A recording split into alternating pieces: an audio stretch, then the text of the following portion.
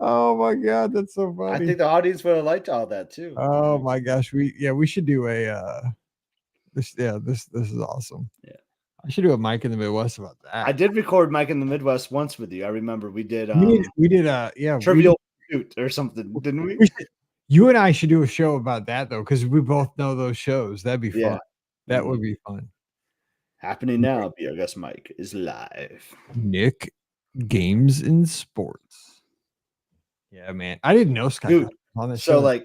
So Royal, like our first 2 days on the first ship have like the activities. I saw that. Dude, how about the complimentary tasting? I was like, I was like, what? I'll do a video and kind of like do a slow scroll for you to see like there's like pub quiz, karaoke, and like I mean, yeah, you're like you're gonna tear up Beatles trivia. Like, I am like so ready for that. Like this American is ready for some Beatles trivia. I'm ready to show him up.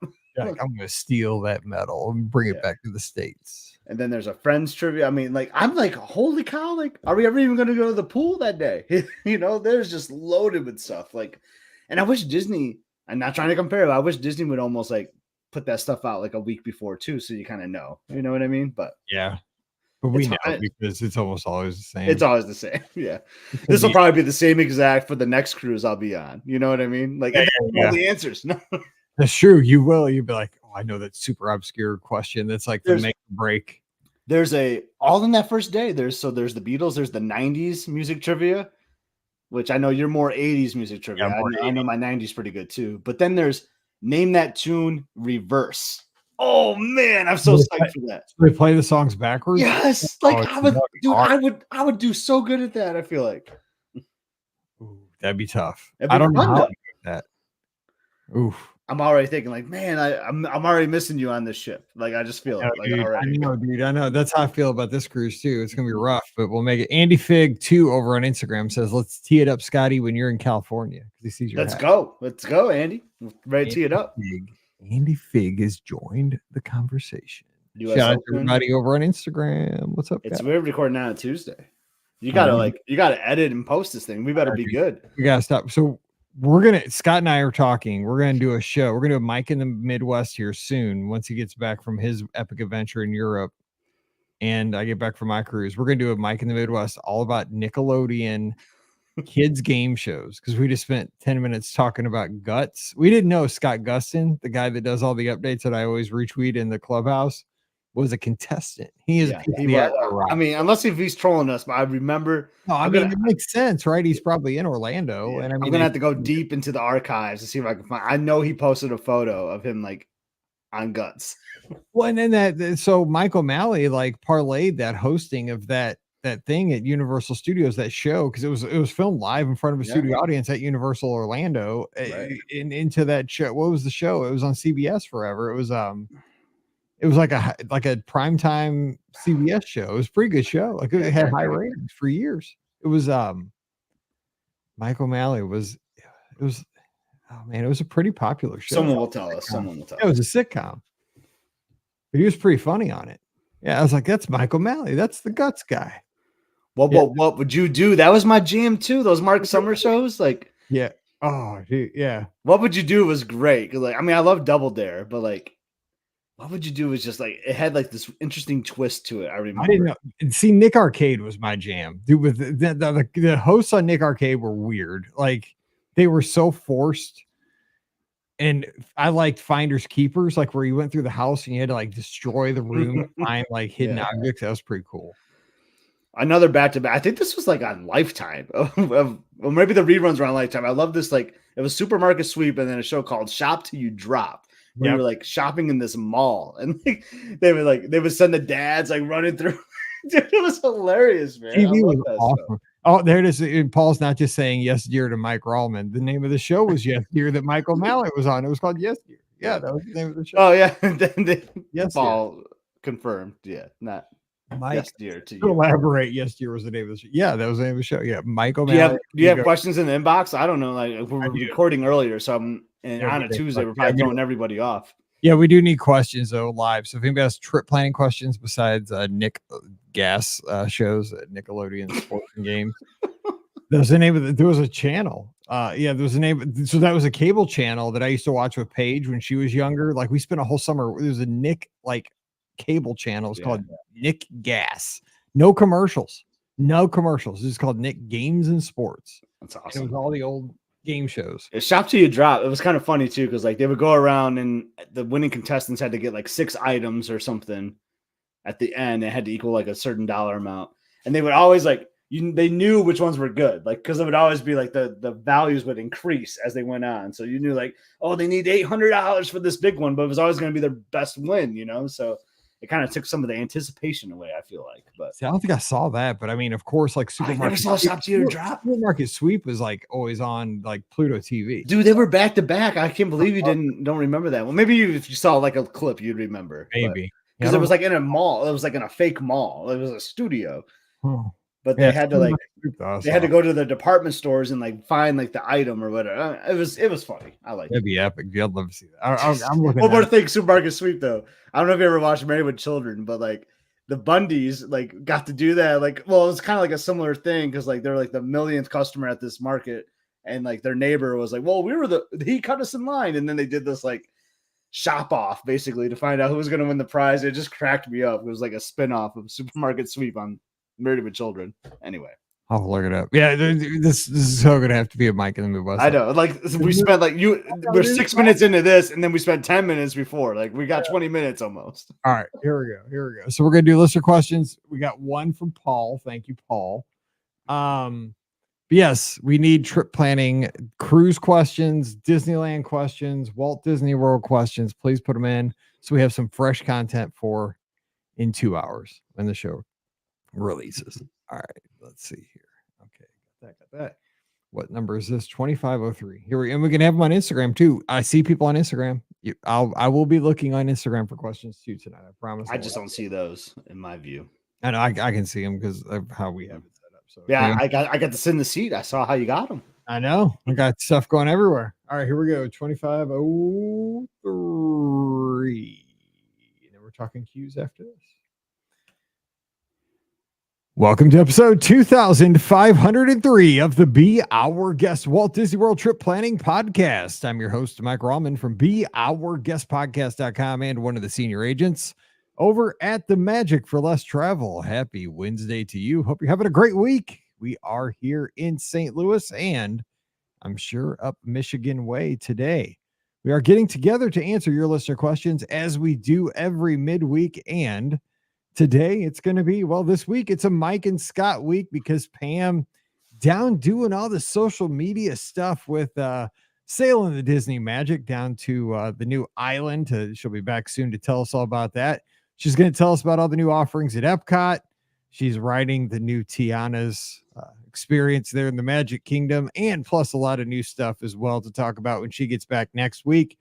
Ricky doing the mom thing. So she's taking care of that because Brian's out of town. So it's just Mike and Scott. So what could happen? Fun podcasting is going to happen. That's what's up. So Scotty G joining me to tackle listener questions. Scott, what is going on? Happy Wednesday. Happy Wednesday, Mike. It's funny. So Ricky's doing the mom thing. We do the dad things too, but we've been there. We're doing the dad thing with 16-year-old daughters. So like there's not, it's summertime. They're taking care of themselves. Even though Emily, Mike, who's an early riser, I get a text. I'm in a meeting at work at like 11 a.m. this morning. She's like, oh my God, I just woke up. Like, you want to talk about summer break, like waking up at 11 a.m. Like that's how you do it, right? Takes you back to the old days, right? I mean, it makes you long for those days when we were in high school. Exactly. Except my daughter is furious because her whole day has been wasted basically by doing that because she felt like she wasted 4 hours. And I don't blame her. I like to, you want to wake up early and get a jump start on things, but it's summer, Emily. Come on, chill out. I mean, you got to take a day like that, right? I mean, it's like, you're right. I mean, you don't want to waste days away like that, but I mean, also you got to have a day like that. You know, it's like you've worked hard all year. You deserve that. For sure. But I'm excited for the listener questions. It's Wednesday, 1 week from today. I'm flying to London. Holy cow. That just doesn't even seem real to me, but man, it's crazy. It's getting here quick. Tell me real quick, because you do travel out a week from today. All right. So you have a week out. What does your travel day look like? Because it's international flight to London. Is it a direct flight? Do you stop in New York or something on the way? What's it look like going to London? It's great question. So I can do direct from Detroit, and we originally did that, but we found a way, like, this is an expensive trip. So we found like a $1,500 savings if we flew to Boston and laid over. And we're like, you know what? Let's just do it. Like, we had that day off anyway. Juneteenth is observed by my company. So we're like, we have the all day to travel. So why not? So yeah, so we fly out of Detroit at 1:50, land in Boston. It's about a 2-hour layover, and then we go direct to London from there. It's funny because it says, you know, it's gonna be like 7 p.m. We leave Boston and arrive 7 a.m. in London. So that's 12 hours, but it's really only a 6-hour flight because of the time change. Like that's just gonna be wild. Because I did the opposite when we went to Hawaii. I had the 6-hour time change. But man, going the opposite way. I don't know how I'm gonna deal with it, but I'm gonna have to adjust quick because we're boarding the ship 2 days later. So nice. Yeah, and you'll have it all on social media, I'm sure, like updates and stuff like that. Absolutely. Hopefully I can sleep on that plane. That's the goal. The goal is to wake up super early that day, so I'm tired by the time that flight to London happens, and then I just sleep because my first night of the vacation is on a plane, technically.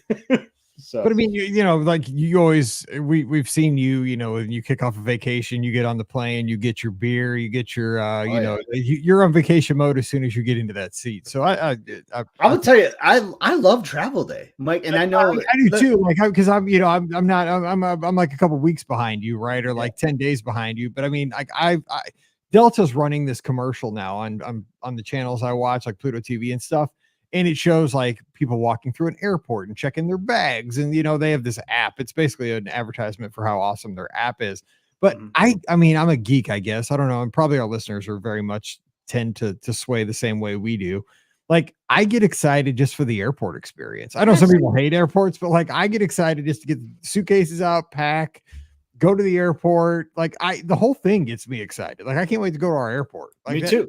I love getting there early. We're like early airport arrivals. I mean, we have pre-check and all that too, but we still get there early because there's something about once you get through security and then you're like, my vacation has started. Like I'll go get a beer or an old fashioned at the lounge, even though airport prices are ridiculous, but I don't care because I'm on vacation now and I can relax. And you watch people, you watch where all the gates are traveling to, like, oh, they're going to North Carolina, like that. I wonder what they're going to do in Raleigh. You know, like I just try to like picture people's stories, like, oh, what's their story? What's that couple going to be doing on their trip? You know, it's just fun. You know, I just, that might be my favorite day of the trip, honestly, is the travel day at the airport. Yeah, because everything's in front of you, right? I mean, there's nothing bad has happened. Everything's optimistic. Every plan is still perfectly in place. You're still, I mean, we have a 5:30 a.m. flight, so I mean, it won't be an old fashioned or anything like that. No, yeah. I don't even know if Burger King will be open to have a croissant, you know, a croissant sandwich yet. But that frustrates me a little bit. I know we're about to get to the listener questions, but like to me, like time shouldn't matter at an airport, right? So there should be like some kind of 24-hour like counter service place open, you would think, right? But I'm always surprised that at our 5:30 a.m. flights that the McDonald's is closed. Like, you mean I can't get like a hash brown or something this early? Dude, you spoke right to my soul. I'm saying, can a brother get a hash brown? Yeah, because not only is it 5:30, we've been up since 2 a.m., man. We are hungry. Oh, for real, dude. My wife needs, she's mad already because I booked this flight. Can I please get her a hash brown and a croissant sandwich? Come on. Sure. I need the sandwich meal. I will pay $15 for it because I got to sit next to her for the next 3 hours on the plane. Please, for the love of God, just give me a croissant. Hook a guy up. Yeah. All right, let's go to the first question from Paul. He says, question for you, Scotty G. He says, I missed my 11-month window for the Riv to book for the 2025 Springtime Surprise Run. Should I be pretty clear to book Saratoga or Old Key West at the 7-month mark for that run weekend? What do you think? She missed a Riv at 11 months because DVC sounds like, but what about 7 months for Saratoga or Old Key West? I'm confident. Just I would say, and there might be other options, right? I mean, you'd be surprised sometimes. And that window is kind of interesting because I don't know exactly when springtime surprises for 2025, but I'm guessing it's after spring break time. So you might be surprised that it might be just more than Old Key West or Saratoga that's open. But just keep in mind, just be willing to kind of put in some of those room categories. If you're after a studio for Saratoga in particular, like be willing to look for a studio preferred or studio like standard, things like that. But sometimes you like a boardwalk might even open up because I know they have a lot of studios there, or an Animal Kingdom lodge. So I wouldn't be surprised if other things open, but I'm very confident that you'll see a Saratoga or an Old Key West at that time. Good luck. And George down in San Antonio, our good friend on the Lizard, says it is last 5:30 a.m. flight out of San Antonio. The bar's open. But that's how they do it in Texas, though. Exactly. I mean, Texas, again, I'm flying out of St. Louis, man. I'm just lucky to get a nibble, just something. And he probably flashed the locks and bam, the door's open. Right. Ashley says over on Instagram, if flying in and out the same day of cruise dates, what are good times to aim for cruising? Okay, so departure, let me just say for departure, you always have to have your flight at least afternoon. Like they will not, the Disney Cruise Line does not want you to have a flight before noon on your disembarkation day. For example, like when we're flying out, the best I could get was 1:55, and that's a pretty 1:55 p.m. to come home. We get home at 3:25. That works out fine for us to St. Louis. That's a good time. I think Paige's flight, I don't know if she's booked it or not, but I found it for her and I've told her I'll pay her if she needs to book it. But it's like a 4:00 flight back to Chicago and she'll get back at 6. They do not want you to book anything before noon because every once in a while there's issues with customs and clearing the ship and just traffic jams and stuff. So you want to book anything afternoon. Now, have people probably booked an 11 o'clock flight and made it? Probably. Yeah. But you're tempting fate at that point. So I'm tempting fate on my trip coming up, honestly. Okay, go ahead. Yeah, because I want to get to Disneyland Paris, so I need to get to London to take the Eurostar over to France. And I want to maximize my time. So I have like I think it's like a 1 o'clock train, but I had to be there at 11 and then it's like a 2-hour drive. So I booked my car for 8. So hopefully I'm off the ship by 8 is all I'm saying. But like one thing to your advantage too, I'll just say this out there because I know it's true for Disney Cruise Line because I did this on our last sailing. 2 sailings ago. Like leave your luggage in your room. That will help you get off the ship faster. So you don't have to take a porter to go get your bags and all that. Typically they'll let you off the ship first. So hang out in the lobby area while you wait for customs to clear and just be ready to go if you're trying to make a crunch. But I'm 100% with Mike. Be safe and do the afternoon flight. And if you said in as well, Ashley, and that makes me nervous because I hate coming in the same day of the ship. Yeah, I mean, she does say in, and I mean, if you have to do that, I mean, it's absolutely the very first flight. I mean, no doubt about it. Because Scott and I've always said this, that if you take the first flight, like we're taking the first flight, but we're taking it the day before our cruise. And the reason I take the first flight, and we've talked about this many times, is typically that plane is sitting at your gate the night before. Like a lot of times it'll be sitting there the night before.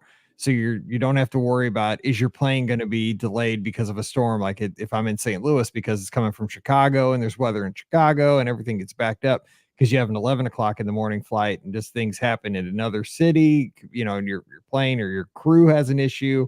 There's mechanical issues. There's just all kinds of dominoes that could fall. So many. God, man, if possible, and I've seen that happen. I've been on a plane where we weren't going for a cruise. It was just a regular summer trip, and it was delayed. And there was a family sitting in the row before us trying to get to for a cruise. And I was just like feeling for them. It was like 2 o'clock when we landed. I'm like, holy cow, how are they going to get to Port Canaveral? And like, I don't want that stress in my life. So Mike is absolutely right. Just if you can make it work, definitely take the day before. And worst case scenario, I mean, best case scenario, I guess, take that first flight out, but I don't like it. I just don't like it. Okay, George has a follow-up here. He says, thinking about a Disney cruise in 2025, but one of the people in his group we're thinking of going doesn't have a passport and is reluctant to get one. Will they still be able to go on a cruise? Good news is yes, because I do where you're going. It depends on the cruise, but I do know somebody that does go on cruises without a passport. That would be me. You know a guy? It's my entire family. We're all platinum and we do not have passports. Now, do as I say, don't do as I do. You're probably like, oh my God, Mike, everybody, you send me all these emails and you're my travel agent. You say I have to have a passport. Yes, you should have a passport. And here's why. I'm rolling the dice. I just told you don't roll the dice. I know you roll the dice every time you do a cruise on this. Knock on wood, man. Here I am. I'm Kenny Rogers, man. I'm the gambler right here. That is I hear my grandpa from the grave right now speaking to me like, Mike, do as I say, don't do as I do. because I do go down early with the flights, right? And we have, by the way, update, we have passport applications sitting on the kitchen table that we are filling out. We are getting passports. But here's the thing. Yes, if it's a closed loop cruise, which means, and this is what this means, if you sail out of a U.S. port and that cruise leaves and returns to that U.S. port, you can sail with a government issued ID, so like a driver's license and a birth certificate, official birth certificate. That's what we sail with. We bring our driver's license and birth certificates, and we're good. And it's gonna have to be a real ID soon, but right now you don't even have to have that because you have to have that to fly this time next year. But if you have those two things, you're good. Here's what happens. Here's where you're gambling. If you have to come back into the States outside of that ship, you are in big trouble. So say example, you get a medevac, like you get sick and you have to get like flown back in on a helicopter, you miss the ship and you have to come back in. Like, I'm going out in the fantasy, but all of a sudden I don't come back into the States on the fantasy. I can't get back in because I'm not on that ship. That's where I need a passport because all of a sudden I'm not a part of that cruise. So yes, you should absolutely have a passport when you cruise, but technically you can sail with a birth certificate and a driver's license. Don't do it. Don't do what I do. It's risky. I mean, I did it on our first one, so I will say. Then I was like, nope, I'm getting passport. Exactly. I know. I don't keep saying I'm not going to do it, but I have. But don't do it. Pam Forrester's not here, so I just gave you. I just said that. So. I mean, I'll be nice, but I'm on. I'm on Team Pam with that. But I know, and we're gonna get off. Baby steps. You said you got the application in the house, so there you go. Yeah, because Paige got a updated, like her debit card got updated, and she's in Chicago, so we had to like do secure mail. So we had to go to the post office. Pam went there, and she's like, "Oh, they have a passport application." Well, Paige must be getting her passport, right? Because she's going across. Isn't she doing some Europe trip or something? Paige already has a passport. Okay, she's had one forever because she studied abroad in Ireland. That's right. Oh yeah, that's right. Yeah. So Paige is well ahead of the game. She had that one drunk night in Ireland. We thought we were going to send the police out because we found her on Find My Friends. Like, where are you? We're going to get a hold of her. Worst night of my life. I was scared to death. But she was doing the Ireland thing, right? Everybody apparently that night in Ireland was drunk. College kid. Anyway, too much information. We have an email from Amanda in the inbox. Says, "Hey, BOGP crew." This is going for you, Scott. As I write this email, my family is just 11 days from our trip to the world and 14 days from our first Disney cruise. And this was 4 days ago. So we are like 10 days out. A week out. Yeah. Yeah. We are staying on property. We'll be taking advantage of early entry on our 2 park days, as well as purchasing Genie Plus. But I have a couple of questions about how to best utilize our Lightning Lane selections. Our up first is Hollywood Studios. We plan to go straight to Toy Story Land and do Slinky Dog, followed by Toy Story Mania, and then Alien Swirling Saucers. Utilize our quick service dining plan for breakfast at Woody's Lunchbox, and then head on with the rest of our day. My question is, should we try for Rise or Runaway Railway for our first Lightning Lane? Runaway Railway is a priority over Rise, but we would love to do both. Everything else in Hollywood Studios is a bonus, so we figure we will just go with what's available after that. Okay, so let's stop there. What do you think? So there's pros and cons of both. Railway was their top priority, I believe is what I heard. Yes. And I will tell you, in the summertime, because it's going to be like peak summertime, and it is hot there at the time of this recording right now. I'm seeing like smoking hot temperatures. I'm hearing like dangerous heat. Yeah. The news. Yeah. And Runaway Railway is a mostly outdoor queue. Like the early part of that is like, it is brutal in that heat, where Rise is mostly like indoors, I would say. I mean, you can be outdoors a little bit in it as well. With that saying, I'm still going to go with the Rise one, because I think you're going to see longer wait times for Rise, and I think there's going to be a bigger demand for that. And then Runaway Railway, depending on how long Amanda's going to be there in the park, like those wait times drop throughout the day as it gets later in the day. So I would go with Rise. I don't know what you're thinking there, Mike. No, I agree 100%, because Rise is a more comfortable queue, and I think you're gonna see a bigger return on that. But just know, yeah, when you do Runaway Railway, don't try to do it in the middle of the day. Like do some shows, see Frozen and all that, because I as we're just saying, I worry about those really warm temperatures. If you're not taking a midday break, just be cautious of being in those outdoor queues, because that can be a little brutal. I do like that they're going to Toy Story very first thing because Yes. that is a brutal queue in the sun too. Yeah, Like that, it is. that one I would say definitely get done for. They're doing it very first thing. Like I love that's it. a great idea because that one is probably we're gonna actually Friday show is all about queues, ironically enough, and that is probably the most rough one in the middle of the summer. I mean, I can't It think might of be. one that might be worse. But yeah, I like the idea that maybe the way the lightning lane works, maybe Rise is right after that. Then you can kind of make your way over to Galaxy's Edge after Toy Story. I kind of want to enjoy Amanda and the family on this. Like, I'm loving the plan that they have so far for Hollywood Studios. I agree. What do I really like at Woody's Lunchbox for lunch? So that's not my favorite. It's not my favorite. It's not my favorite either, but they do have they have some good items though. They have like It's tachos or something. Isn't that something? that was it. The tachos is what I enjoyed there. Yeah, the tachos. It was something that drew me in. And she continues, in Animal Kingdom, my husband and I plan to take our 7-year-old on Flight of Passage during early entry. Should we do Navi River right after Flight of Passage or wait until later in the day and head straight to the safari? And is there something my parents and our 3-year-old can do while we're doing Flight of Passage? I was told by a friend that if we can swing it to do the safari first thing in the morning and another later in the day.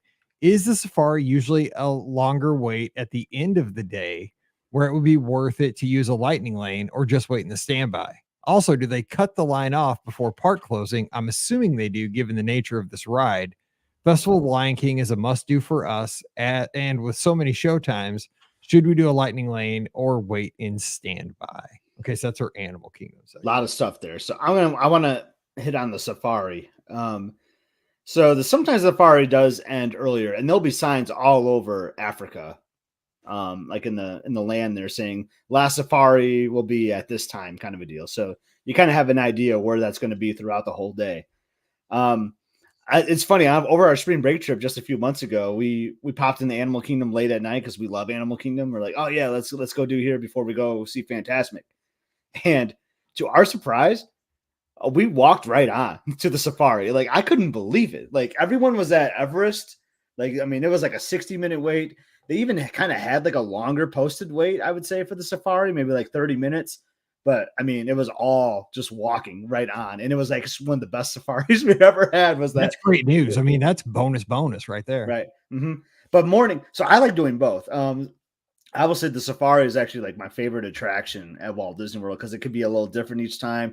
It has a good length to it. You know, I like long attractions, and you can see just different things. Like the morning, I feel like is totally different than it is in the afternoon. Animals might be doing different things, like their feeding schedule might be different. So you might see some different activity out there. So if you can swing doing both for sure, like, so you're talking about like the grandparents and the 3-year-old, I'd say they go for the safari while you're doing Flight of Passage, and then you meet up.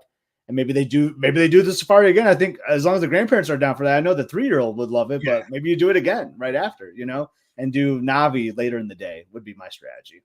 Yeah. See, that was one I was having a hard time with. I don't know, because I was trying to think, because you're right there for Navi River Journey, and Navi can get a long wait time sometimes. And if you see it, like if you come out of, because you're there for early entry, right? Mm-hmm. And say you come out of Navi, or you come out of Flight of Passage, and Navi's like 15 minutes.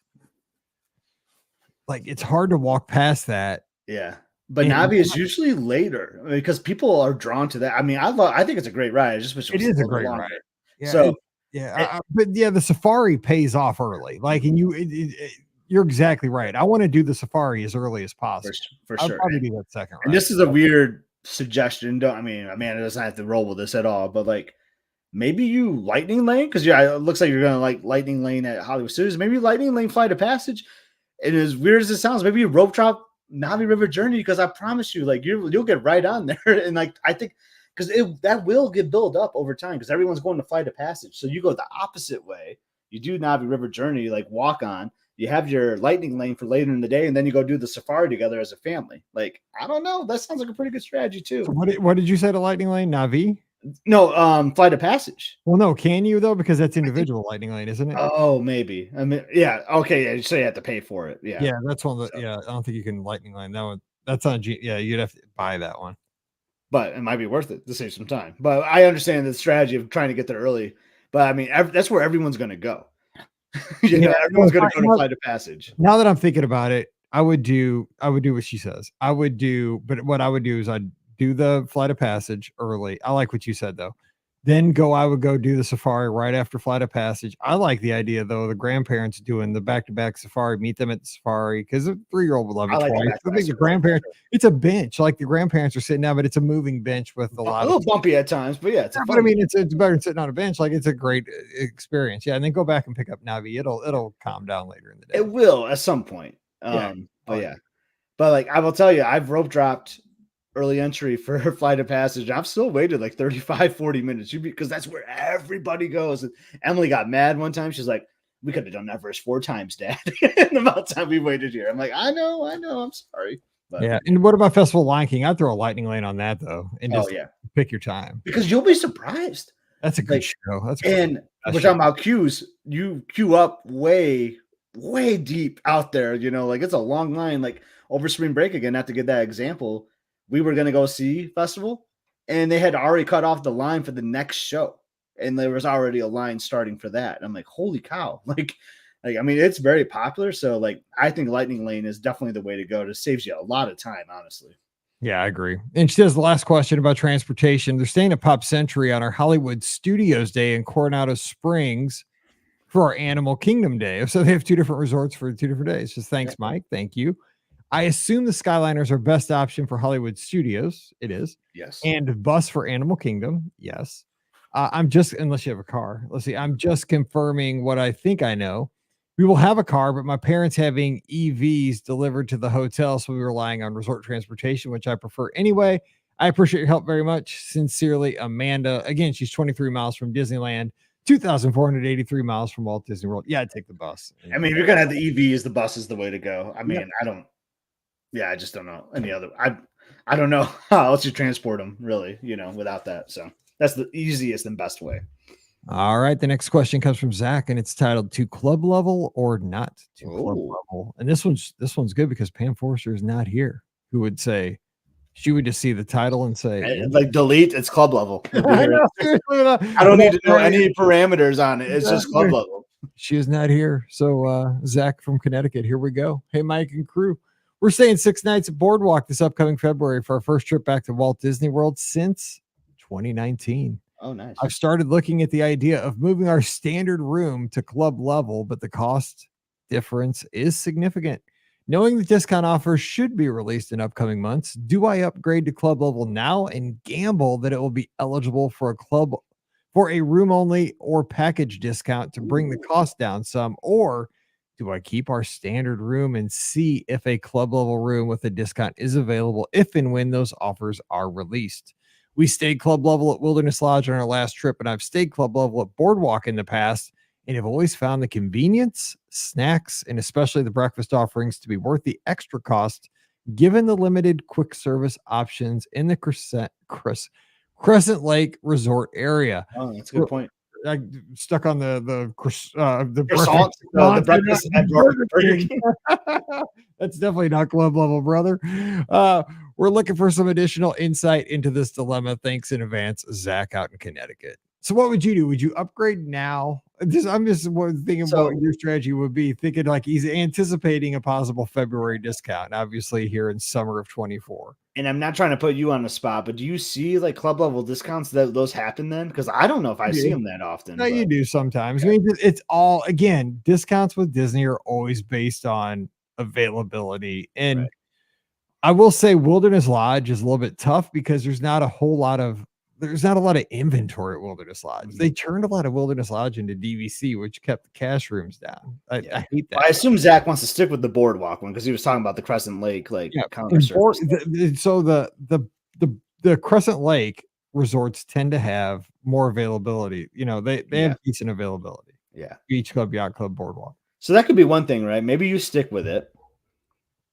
And then if a discount comes out, maybe you'd be willing to move for one that you see that pops up. Like maybe it doesn't have to be Boardwalk. Maybe a beach club level pops up, or Coronado Springs. Well, unless you're really tied to the Boardwalk, then throw that out the window.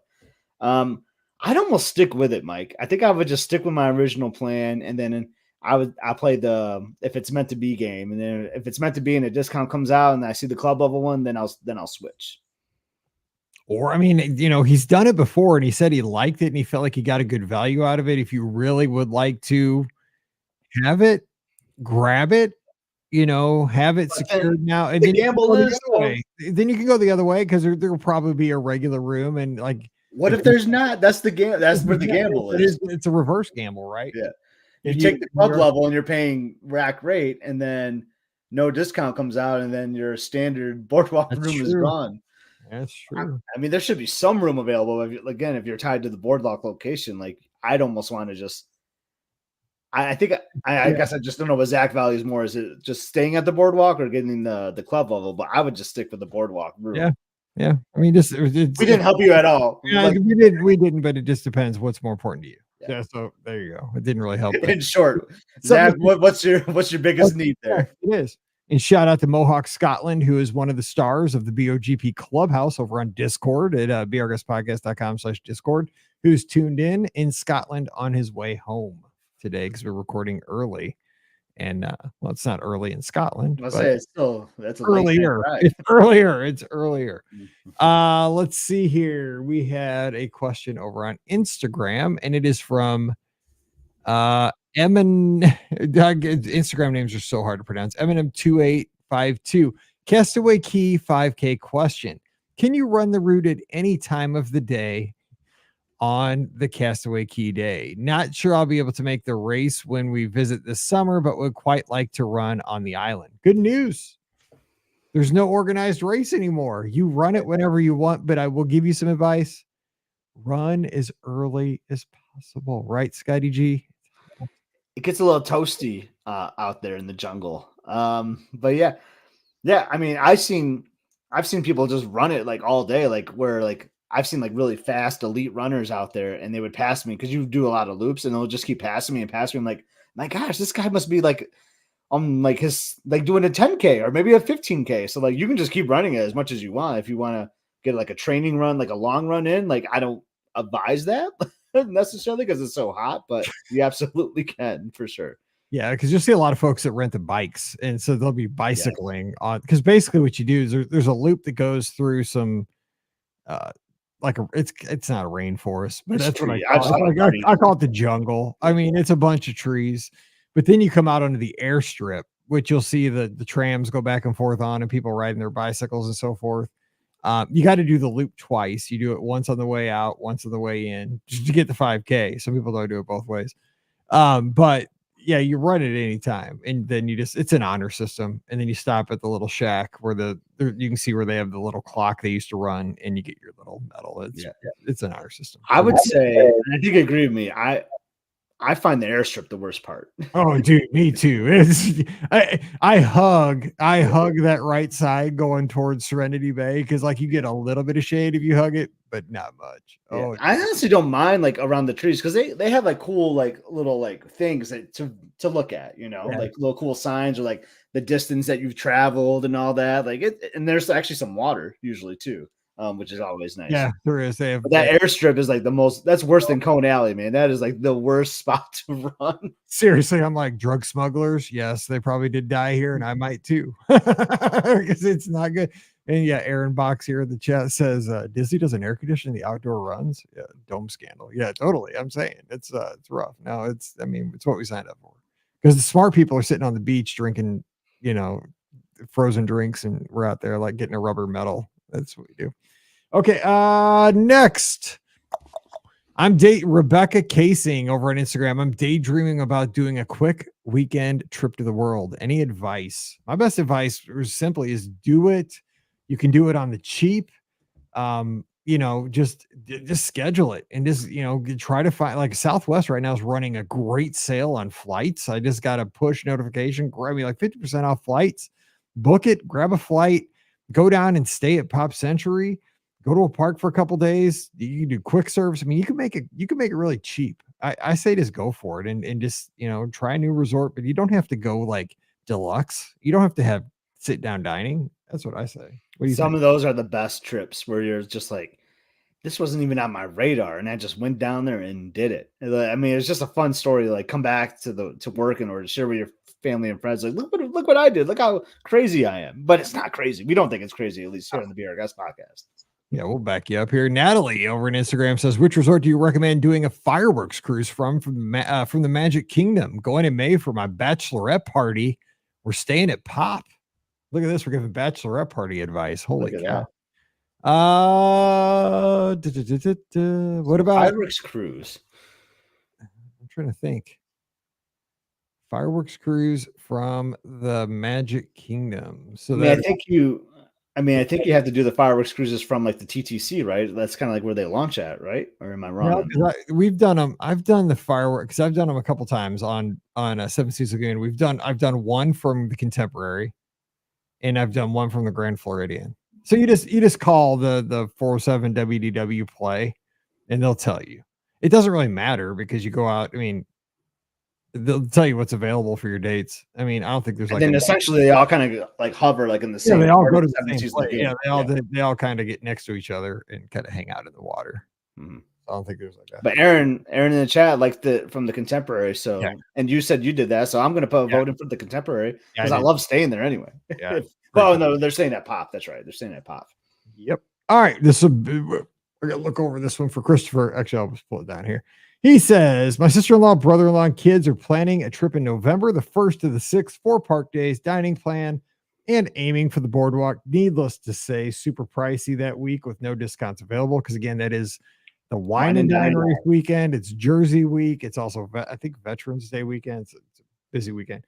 They like boardwalk for the vibe, number of restaurants, and proximity to Epcot and Hollywood Studios. Offered up Caribbean Beach as an alternative to save some money with Skyliner, updated rooms, and multiple restaurants within walking distance.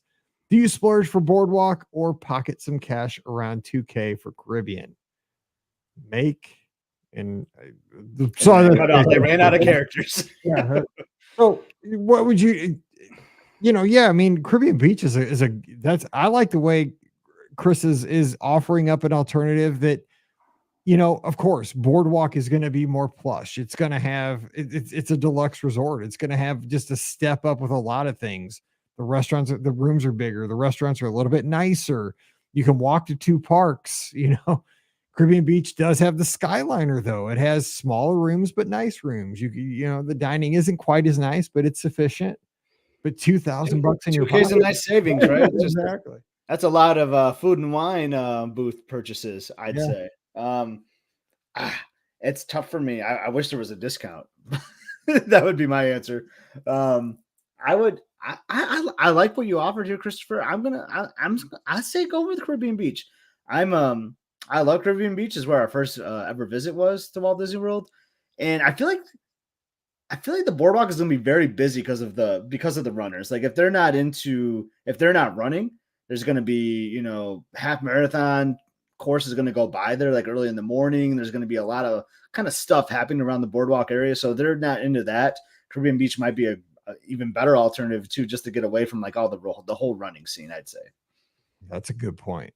They could vibe off that too. Like you could, like maybe you like that, right? Because it's a different perspective on a Walt Disney World trip. So you can go either way. But if you want to like not be like in that runner bubble, like I would go to Caribbean Beach all the way because you're going to see so much running stuff happening around the boardwalk. Yeah, that is an awesome. I didn't think about that because the 10K, does 10K still go over the boardwalk? I think so. And like, well, we don't know because like Wine and Dine is always interesting because that's like the start of the Run Disney season. So like, if they're going to make any changes to a course, it would probably be that one, and we just don't know what that is yet. But traditionally speaking, you would have runners going by that location, and if you're not in the running and you hear hooting and hollering, I mean, they don't do the cowbells. They don't go as crazy anymore. They kind of like ban that a little bit, which I thought was always fun. But if you're trying to sleep and then you're just having a normal night's sleep and then you hear all this like screaming, like, whoa, what's going on there? Oh, lizards. Like, why are people cheering for lizards? They will warn you ahead of time, though. There will be like, information in your room warning you or a voicemail in the room saying, there will be fireworks, there will be runners going by, and all that. But if you're not into that Caribbean Beach plus the $2,000 savings, like that seems like the no-brainer to me. Yeah, I agree with that. Yeah. I mean, as long as they're, because they're veteran travelers, so they know what they're missing. Like if they're first timers, they wouldn't know. Yeah. But I mean, as long as they temper their expectations to Caribbean Beach and understand that's $2,000. Yeah. Okay. Last question of the day. It's just titled, I Love Walt Disney World Now. So let's see what we got here. It's from about a few weeks ago. Hey, Mike, I just started listening to your podcast last week. It's so fun. I just listened to I just finished your last episode with Ashley and laughed quite a bit about how you avoided Disneyland for years because that's how I felt with Walt Disney World. I grew up in Southern California and my family went to Disneyland all the time. Not too long ago, I realized after the fact that I experienced my 100th trip to Disneyland. But naturally that meant I was incredibly biased and never wanted to go to Florida because Disneyland stole my entire heart. Also, Walt Disney World intimidated me because of how big it is. I've been to Walt Disney World twice now and just surprised my husband with a trip that we're taking in September. Your podcast has made me super eager to plan and get excited for our trip. I live in Minnesota now and miss going to Disney parks on a regular basis. So I'm grateful for this podcast. You are a delight. Have a happy Tuesday. Warmly, Katie. So how cool is that, Scott? Because again, I did avoid Disneyland because I thought, two parks, no transportation, old. You know, I'm like so nostalgic. And you were there. I mean, you were there for every moment of when I found Disneyland. I was a 7-year-old for a week. Like, you were. And I still am. Like, I mean, I cannot get enough. I can't get you to stop talking about it. You know, you almost seem to love it as much as Cruise Line. I do. It's so awesome. Like, I love Disneyland so much.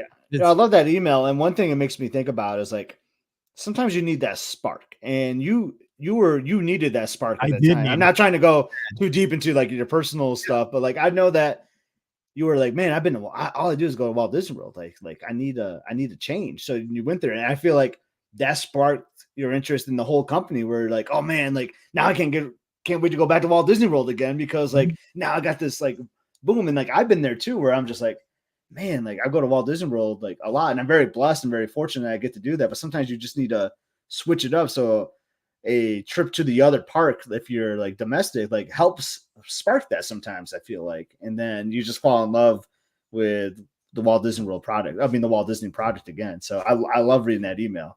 And I'm so glad, like with Katie, you know, like, because no matter how much like she loves Disneyland, because she got to go 100 times, right? You get complacent because, you know, like she's just think about it. I mean, like Alice in Wonderland is your favorite attraction out there, you know, and I love the Matterhorn, and for some reason, I love eating at the Rose Tavern, you know, in Fantasyland. I don't know why I love that little restaurant, but I do. And, you know, like if I did it so much, it wouldn't be as special. And that's how I am with some places around Walt Disney World. But when you're lucky enough to be able to have something like Disneyland, for me, it was comfortable because like I knew like, oh, there's Peter Pan. Oh, I know how Fantasyland, there is a Fantasyland, there's a Tomorrowland, there's an Adventureland, but it was all different. And I was still kind of like a little bit lost when I went in there and things were in different places. I was like, this is so great because I can get lost again. I can't get lost at Walt Disney World. I don't like, it's like going around my house at this point. You know, it's so comfortable, which comfortable is good. But I mean, I love the exploration and the discovery that I got again. And I love that, you know, Katie's going to get this with her husband, because even if you've been once, twice, 3 times, especially a place like Walt Disney World, there's still so much discovery that she has in front of her. And I'm so excited for that. I'm glad she enjoys the show because that's what it's all about. It's all about discovery, and it's about sharing great memories, and she'll have tons of those. Yeah. What a transition though, where like you go to Disneyland all the time. Now you're in Minnesota. Hope you're enjoying those winters. Yeah, no kidding. That's where the Be Our Guest podcast really comes in handy. We'll get you through those winters. We'll talk about the good times. And also shout out to Tracy Lynn, tuned in on Facebook. It's her birthday, and all she's asking for her birthday is a birthday ding. There you go. Happy birthday. You ask, you deliver. That's it. Oh, and also, by the way, Fulton, I saw him on Wish TV interviewed on social media, one of our great friends out in Indiana, and I saw some clips of him in the Special Olympics. Tore it up in track and field, won some gold medals. So shout out to our good friend Fulton out in Indiana, representing the Special Olympics for many, many years. Had a great year here in 2024. Couldn't be more proud. So congratulations on your big victories. We are super proud of you. All right. So we're going to wrap this show up. We're going to be back on Friday, queuing it up. We're going to talk about all kinds of different best cues, worst cues that we missed that are no longer around, hottest queues, coldest queues, darkest queues, most unique queues. We're just going to talk queues, pool queues. No, probably not pool queues, but we'll talk about all kinds of queues. You throw them in the queue. If you want us to talk about, you think you have a superlative for a queue, put it in the chat. We'll try to address it on Friday's show. So if you're here live, let's get at it right now. But until then, we want to see you in the clubhouse. BeOurGuestPodcast.com/Discord. The conversation goes 24/7 from folks all around the world. No nonsense, no ads, just fun Disney conversation with great folks. Coming over and join us again. BeOurGuestPodcast.com/Discord. We're looking for you right now. Also, the show is brought to you by the Magic for Less Travel. We'd love to help you plan your next Disney vacation, whether it's to Walt Disney World, Disneyland, Disney Cruise Line, or Adventures by Disney. We want to help you plan that trip for no additional cost to you. Check them out today over at themagicforless.com. Please also use our Amazon affiliate link, beourguestpodcast.com/Amazon. And thank you to our Patreon supporters that make all these shows possible. Just $5 a month supports our podcast. It means a whole lot. And you'll get a bonus show called Mike in the Midwest. So coming over this week, patreon.com/beourguestpodcast. Scott's getting ready to take the European vacation, and that's going to be fun. So you need to make sure you're following him on the social media at @Scott, EPSCOT. I'm at BeOurGuestMike. You can follow us on Instagram, Twitter, Threads. We're going to have lots of content there over the next few weeks. And of course, we'll have a live call-in show. So this weekend is Father's Day, but we're going to try to swing it this Sunday. Are we still going to try to do it? Yeah. We'll try to. So if we're there, come on, join us. Give us a call. 7 o'clock Eastern, 6 o'clock Central, all the places Sunday night. So give us a holler for that. All right, we're going to get out of here. We'll be queuing it up on Friday. So we'll be here. We want you to be here as well. Also, ratings and review on iTunes, that's so old. Apple Podcasts. Thanks for everybody who is doing that. We appreciate those so much. If you could do that between here and Friday, you have a few minutes, please do that. We appreciate those 5-star reviews. All right, we're going to jump out of here. We'll be back again on Friday. So for Scott, I'm Mike, wishing you a great Wednesday. Stay safe, stay healthy, and we'll see you real soon. Awesome. That was a good one. Thanks for all the good questions, everybody. And let's talk cues. I'm going to mute for a second so I can blow my nose real quick. I had like a sneeze. I don't know if you saw me sneeze there. No, dude, I got a bad nosebleed right after the show on Sunday night. Oh, no. Yeah, no kidding. It's perfect timing, though.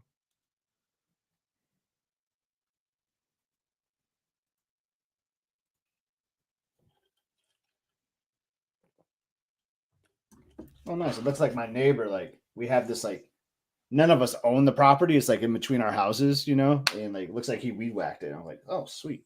Awesome. Nice. That thing was good. That thing was looking beastie. Surprise. Oh, because it's not Monday. I'm like, I'm surprised my neighbor isn't cutting his grass because he always cuts it during the show. Queuing it up. Oh, makes me want some barbecue. Oh, you shouldn't have said that. Dude, when you sent me that photo yesterday, I was like, I know exactly that place. Oh, man.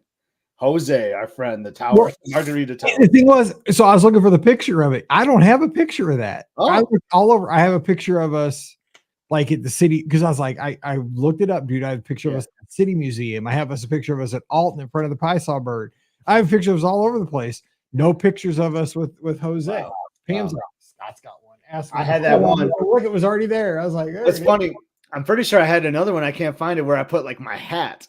Yeah, we had like a mustache or something. Yeah, we tried to make a face out of it to make it Jose. Pam, I was like, it probably didn't happen. I was probably just drunk. No, it happened. Unless we both think it messed up. I was like, it was so big. I was like, it probably didn't even happen. I probably just made it up. It happened. Paige had to pick us up. Yeah, that's exactly. That's what it, yeah. Was there like a miniature golf course or something or go-karts close by? Because we were going to do that, I think, too. Yes, it was down in like Arnold or somewhere. Yeah, House Springs or something. We went down to Swing Around Funtown. Yeah, that's what it was. That. And Mallory was meaner than crap that day. Yep. Yeah, it happens. But I mean, she's like that today. She went swimsuit shopping for the cruise. Okay, so let's get this one done. Here we go. Here we go. 25. Did you get that? So, did you get that breaking news about Joey Chestnut? Like, I was like, did he go vegan? Like that was the most random breaking news. He went vegan and he got banned or something. Yeah, something like that. Like, well, he's being sponsored by like not Nathan's, like a different hot dog brand, so he got banned. I thought it was like a parody thing at first. And I thought so too. Like, this is like, why is ESPN of all places sending this as like a major like? I know, that's what I thought. I was like, this can't be real, right? And I'm like, this is bordering on not sports. Like, seriously.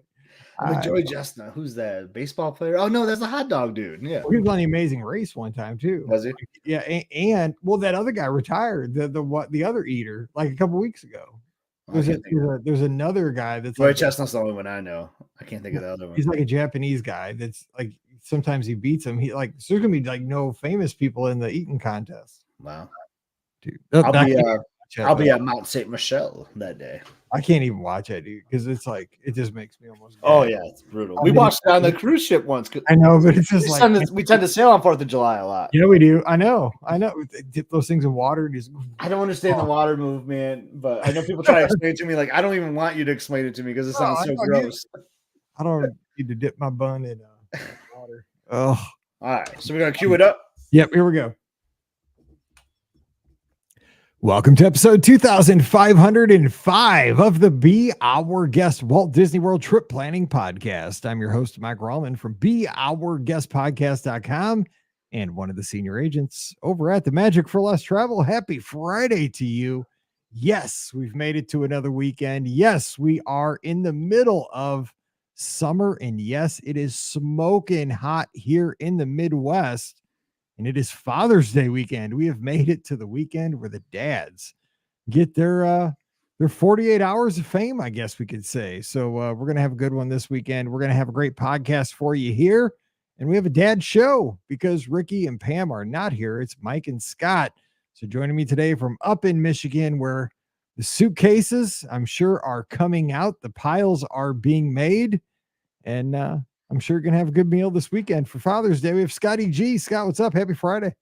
Happy Friday. And let me be the first to wish you a happy Father's Day, Mike. You know, you're a very influential father to me. Like you do it the right way. So I want to wish you a happy Father's Day. And to all fathers out there, you know, we play important roles for sure. We get laughed at a lot. A lot of us are goofy like me and Mike, but you know, we're there when it matters the most for sure though. So we don't know what we're doing. We make it up, but we have our hearts in the right place is what I like to say. And like, we're very good at it. Me and Mike in particular are very good at embarrassing ours, especially like with the vlog these days, Mike. Like that's like the most cringe thing for Emily to like see me like on YouTube trying to like record a video. Like I love it. It just makes her so mad. So here's the deal. And Mallory told me this because, you know, you're starting to put a lot more content out there. And of course, my content's been out there for almost multiple decades. I know it's 16 years at this point. And so she was in middle school and moving into high school, and you know, the kids all have phones and you know, they work all on laptops and stuff. And so when they have free time, apparently this was like when she was in 8th grade or something, they had downtime, and so they just Google their names, right? So they're Googling each other's names and so forth. So of course, when you Google my name, so much content comes up. You know, you hit Rallman and there's the podcast, there's all my stupid Instagram stuff. You know, I mean, there's dumb stuff that comes up. It's embarrassing to almost look back at. Yes, I know. So like, you know, but I mean, you know, like your fit check videos on Instagram, like, come on. Right. I know I'm doing fit checks, you know, like, and you know, we've done stupid stuff, and it's like I feel terrible because of course I do enjoy life, and I love the podcast, and I love talking Disney, and I love when I go on a cruise just to cut back and have fun, because you guys know, like, you know, the life is what you make it, and we have a good time, and I'm an open book. You know, I don't hide anything from our listeners. We're all a big family. But I mean, also when I was in middle school, just the thought of this, like I'm starting to like get hives, right? I don't like, I'm thinking of my dad. Like I would not, even today, like my dad with a smartphone. Oh my God. Like that's like my worst nightmare. So God bless our daughters. You know what I'm saying? Like, oh, they put up with it. I don't know how they do it too. Like, man, that's rough. But yeah, so I'm glad they put up with it. But we're gonna. So yeah, shout out to all the dads. We have so many awesome dads, and we all kind of bounce ideas off each other, and we're all better for it. So we appreciate that. So hopefully you get more than a tie. So as a Disney dad, what is a great Disney gift to wake up to on Sunday? Like what? So we don't do gifts like in our house. Like that's our thing. We just do like, I'd rather like have us go out for a nice meal. You know, we're not gift people, but I mean, a good Disney, like maybe like a Disney book, like a nice Disney history book, you know, like something like a story on Walt or something. Like you kind of put me on the spot here. I had no real good answer, but I'm going to go with a Disney book. That's kind of what I would want as a dad this year for my Disney gift card.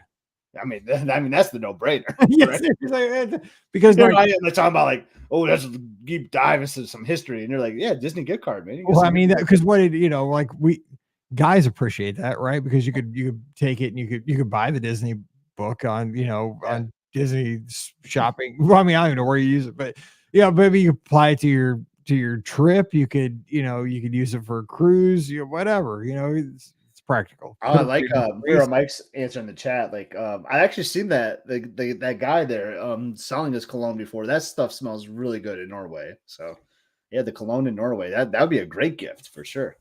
That reminds me of the story with our good friend Wade up in Nebraska, who apparently knows the guy in Italy that sells the cologne, which I thought was pretty sweet. Well, it was the best of Marathon weekend. We're like our what's the counter service in America? The Regal Eagle, like our order is ready and all that. And like Wade's still talking to the guy. We're like, yeah, Wade, we're gonna go get the food. And then he comes back with the guy. Like they did a walk and talk over to American Pavilion. Like I loved it. It was awesome. Wade is fun to hang out with. Actually, I think that same day Wade was speaking with who's the lady from the tequila bar Hilda. Hilda. He was hanging out with Hilda in La Cava. Dude, yeah, we're talking about that. Yeah, we're talking about that.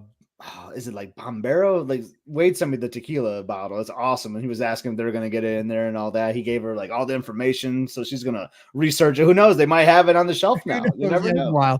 We had a day. I mean, it's the thing is, and again, we're going to get to the queues here, but that's what I love about Walt Disney World, right? It wasn't about going on Frozen Ever After. As fun as that attraction was, we probably did it that day. We probably did Soarin'. We probably did Test Track and, Spaceship Earth and so forth.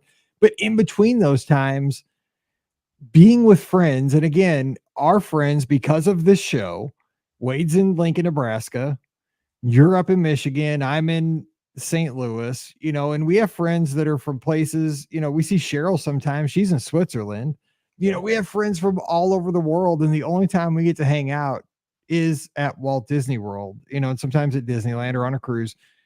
But it's like going down to the corner pub for like normal people in life, right? That's, it's like a Friday night for everybody else when they go down to their corner pub. That's us, hanging out at La Cava. La Cava, yeah.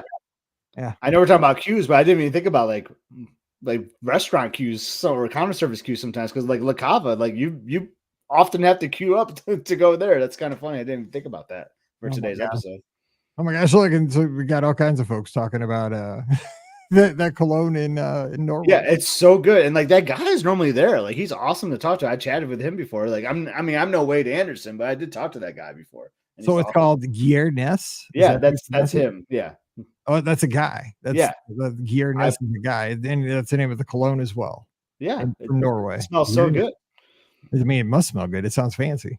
I mean, I'm more of I just wear the cheap stuff, Old Spice. That's okay. That is a-okay. Yeah, that's right. We're talking about queues today, right? Let's talk about queues. So today we're just going to have a Father's Day weekend kind of show here. Here's what I was thinking. We'll go back and forth and just throw something out. Like, okay, I'll throw the first topic out. A queue from the past you wish that you could experience one more time. And so just what comes off the top of your head. So we're not going to do this formally. We're not going to like think about it too much. We're not thinkers, like we're not researching, but like you don't have to like this doesn't have to be the best answer in the world. I have one that I think was kind of fun. It's kind of I have one too that I kind of like too. Yeah. So what do you think? You threw the question to me. I'm going to go Test Track 1.0. Dude, that was mine. Oh, you got it. This is why we're brothers, though, because like I remember. So I picture the music that and the one thing I hated, the one part of the queue that I hate. That's why I had the conversations about the queues. That's the whole point. Yeah. So there was those the crash test dummies, and they would hit that one right in the knee. And I swear it made my eyes water when I'd see that, because I have a thing with knees. Like when I sleep at night, this is too much information, but I have a knee pillow because I don't like my knees touching each other or my elbows when I sleep. And so God, that hammer would hit that knee and I couldn't even watch it. Like it would just make my knees hurt. Oh, but that was the worst. But yeah, like same. I love the background and and I think comparing it to the queue that there is today, like it's just that's why I miss it so much, and I wish they bring it back. Like the current test track, which I know is about to go under refurbishment here soon. I liked it like the first time because it was cool, like seeing the cars and like they talk about the video, like they interview like all the like there's like kids talking about what they like about cars. Like I was like, yeah, this is so cool. But it was almost like a one and done for me. You know what I mean? And like now I'm just like, I just want to get through this dang queue. You know what I mean? Or like the test track one, I just like was engaged with it. And even though I only did it twice, Mike, it was our first trip in 2011. Emily was a tall 3-year-old. She got to actually ride it twice. And then it went to refurb for the new one. So I only got to experience it 2 times, but I loved it, Mike. It was such a great queue. And I guess we could say like Q Extended is the pre-show. That pre-show was pretty epic with like Felicia Rashad like in there. Oh, yes.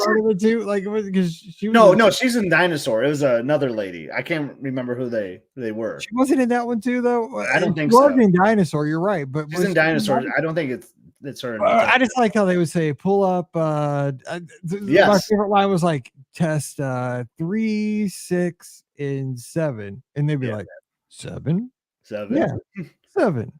Yeah, and you'd hear that on Magical Mouse Radio. Oh man, I miss Magical Mouse Radio so much. Oh my gosh, yeah. So that was a queue that I wish we could go back to, because I mean you snake through there, but there was a lot to see. And also my father-in-law was a mechanic, and like his garage had a lot of those. I mean, because they were like real, like, you know, Mac cases or whatever the brand was. I mean, that stuff was real. He had that stuff. So that was one. Okay, so we both agreed on that one. So we have the same one. But okay, give us another topic or, you know, thing to look forward to. We kind of talked about this on Wednesday, so I feel like we gotta discuss it. What is the hottest queue, Mike, at Walt Disney World? And there could be a lot of these really, but what's one that comes to mind? So we did talk. So I'm going to throw out the one we mentioned, and we'll just kind of discard this one. So hottest, I'm going to say like in the summer, most uncomfortable. Toy Story Mania, like, because that one it's better than it used to be. Like at first, when it first came out, they didn't even have like hardly any covering. Now they put covering on it, and it was like brutal in the summer. And they've had some good fans once you like get to like the lightning lane, like where it kind of splits off, like it gets a little bit more comfortable. But like it's the build up to that, right? It's so a lot of times, like, if there's a long line, like that line will go like way out into like. Like where the Woody statue is, kind of. Yeah, it'll go like way out into the land. Like, so that one's hot. I'm trying to think. Okay, so hottest queue besides that one, I'm going to say, man, this is fun. So play along with us and come over to the clubhouse. I got one if you're thinking. So okay, go ahead. I threw the question to you though, so I don't know. Okay, no, go ahead. I'll think of something besides yours. So this is one I think of as the hottest because there's a certain part of this queue where you get near the end and there is no airflow at all, and it is just brutal. And that's Big Thunder Mountain. I think is one of the hottest because you know what I mean. When you get inside and you split the lineup in two, and you're just standing there waiting to get on, and there's no air movement, and it just gets so steamy to me. That is actually one of the most uncomfortable moments I ever had in a queue, to be honest, is in Big Thunder because there's no fans, there's no breeze, it is just you're just dripping in sweat. Basically, I wonder if Tiana's is going to be like that because Splash was pretty uncomfortable too. Yeah, towards the end. Now there was like a section though, like on the old Splash where you got hit with like a good dose of air conditioning before you kind of like in the cave kind of or the mountain before you started going down. There was like, oh man, I made it to the air. It was ice cold air conditioning. Like, oh my god, it brought me back to life. It was like a resuscitation. Yeah, because you were like burning up before that. But yeah, hot after that. I just remember being there for like a 24-hour day, even like, and it's like 5:55 a.m. You know, park closes at 6. And everyone's like zombies. Everyone's like half asleep, and none of us could breathe because it was so darn hot in that queue. Like, I don't know what it is, man. But Big Thunder Mountain just like tears me up. I mean, I love it. I mean, it's worth it to be in that queue. But like in the middle of a summer on a humid day, like, man, you have no chance. The safari queue can be hot though too, because that's outside. I mean, it's you're not in direct sun because it's always covered, but it's like dude, the humidity back there. Whew. Like on a super hot, like just the humidity. For some reason, I've gotten like really hot back there, especially if you go like late morning. Whew. Yeah, that one can be jungle. And we talked about Mickey's Runaway Railway on Wednesday too, because I think that first half of that queue, that was some of the hottest I've ever been in a queue before. Like in the pandemic, you know, when we're in masks and you're social distancing. So like you're outside for like so much of that. ooh, Yeah, in the middle of the day in the summer, you do not want to be standing there. I remember because I think I was with you that day. Like during the pandemic, man, they moved because they separated you out so far. Yeah. I swear they made that queue that day like 2 miles long. Like I am Yeah. not kidding with the zigzags and they people 6 feet apart. You I wish I'd And had then, a and thermometer. then you would always know because like they would clean the ride vehicles. Remember, they would like hose them down and all that. And then you would just Yes, stand I there and totally not forgot move about for that. like 10 Yeah, minutes. You're like, oh, they must be doing a change, but like, I just want to move. I forgot about that. Yeah, because it would just like everybody would lock up there. Yeah, and it was like, oh, they're recycling, they're cleaning off the vehicle. I told man, the things Oh you yeah, we got a great one in the chat though for hot ones, and that's the Tomorrowland Speedway. That is brutally hot for sure. that might be it because That might be the winner, honestly. Yeah. and I've told the story on the show before the very first podcast cruise. This one got me, dude. I left the Magic Kingdom in a wheelchair because I was there the night before the podcast cruise. We had done a huge group dinner at Wilderness Lodge at Whispering Canyon, dude. I ate way too much. It was in July. It was like 100 degrees, super hot summer night. I was like, let's go to the Magic Kingdom and try to ride a few rides. Stupid. So went over there, I'd eaten all the meats at Wilderness Lodge and had that big soda. Like, you know how they give you the Oh yeah, like the 4 times the size. It's like the huge, it's like a 2-liter mason jar. Had like, drank that whole thing of soda and it probably wasn't even, it's probably regular Coke. Went over to the Magic Kingdom and it was just so steamy and hot that night. So we waited in line to ride Tomorrowland Speedway, suck in all the gas fumes, get on there. I tell my wife, I'm like, oh my God, I think I'm going to pass out. I'm so hot. I'm just dead.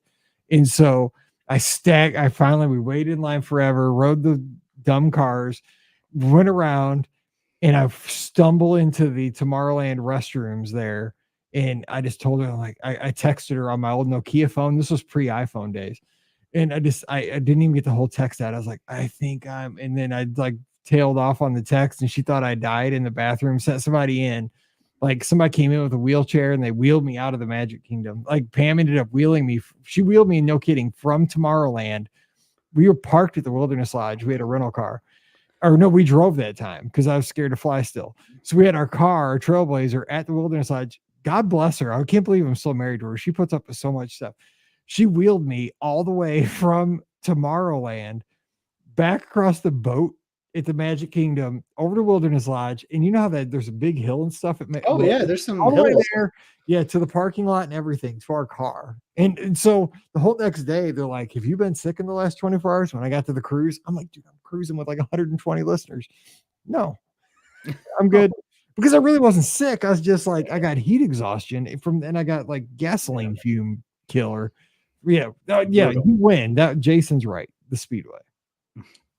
Okay. What do you think though? If you had to put like pedometer to it, what do you think is the longest queue at Walt Disney? Longest queue. Wow. Oh, man, I'm trying to think. There's so many. Like, I mean, I know what my Disneyland longest queue would be. Yeah, we all know that's Indy, right? Indiana Jones, without a doubt. They should have a 5K in that sucker. Yeah. You know, you don't think this as the longest queue, but it always feels very long to me. And I'm gonna go with Cali River Rapids. I feel like is a very long queue. And I don't know if it's because the ride is so short.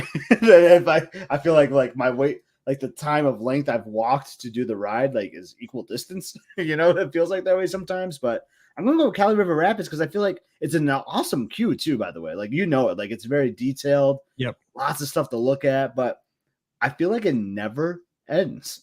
It is just so darn long. I would say it's that one or Nemo.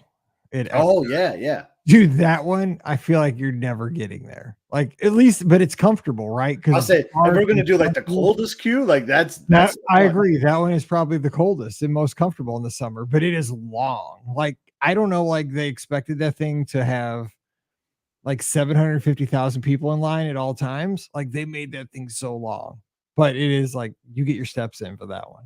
Yeah, but I think Cali might be longer, but that one is that one. That's why I can't wait. Actually, the Safari might be the longest one. Now that I think about it, that thing is very long. Yeah, I think though, like Nemo for like expectation to the queue length, like they missed it. You know what I'm saying? Like that's one of those. Like they made the queue so stinking long for like a little attraction. I don't get that. And I keep thinking about this. Like I want to take back my answer because like Flight of Passage is a very long queue as well. Now I think about it too. But that makes sense though. Like this is a good category too. Like Flight of Passage should have a long queue. It's a big e-ticket attraction. Yeah. That makes sense. Are there any other, let's think about this real quick. Are there any other attractions that have obnoxiously long queues for like a small payoff like attraction? Like similar to Nemo. I mean, Nemo's a good ride, but it's like not a, it's a smaller attraction. The what I would call a very similar ride in the Magic Kingdom, Little Mermaid, like under the journey.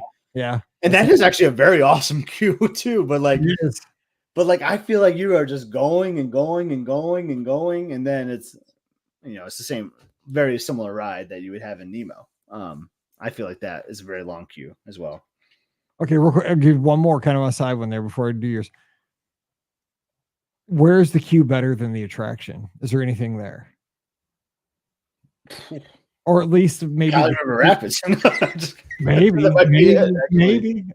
where the queue maybe equals the attraction.